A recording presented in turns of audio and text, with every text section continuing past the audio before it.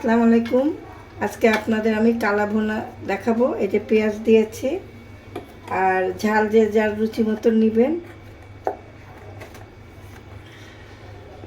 আমি 1 চামচ হলুদ দিলাম, ছোট চামচে 2 চামচ হলুদ,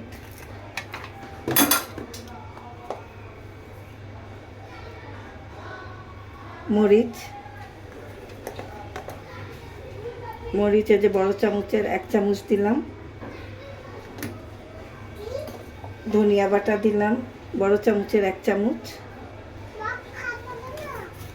লবণ যে যার মতো রুচি মতো দিবেন,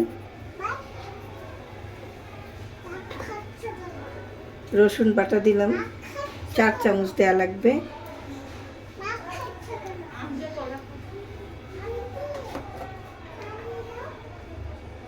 আদা বাটা এখানে 1 চামচ,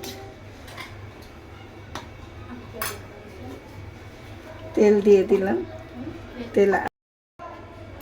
পানি দিয়ে দিলাম। এখন গোশটা সিদ্ধ হবে, বাকিটা আপনাদের আমি পরে দেখাবো।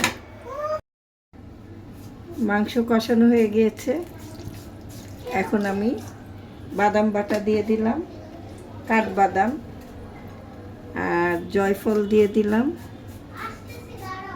জয়ত্রী দিয়ে দিলাম, দিয়ে নাড়িয়ে দিব। দিয়ে এখন আমি এটাকে কালা ভুনায় নিব। এই যে আমি কালো জিরা দিয়ে দিলাম।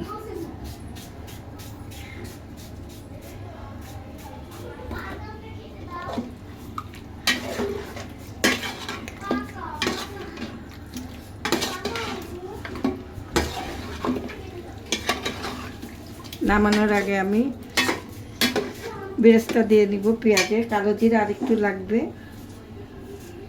বেরেস্তা দিয়ে দিব। তেল দিয়ে দিলাম,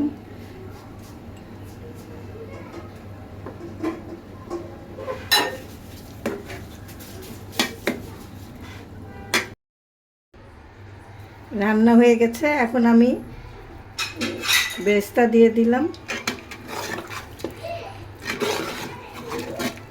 রান্না শেষ। এই যে দেখুন কালো হয়ে গিয়েছে, কালো ভুনা শেষ বানানো।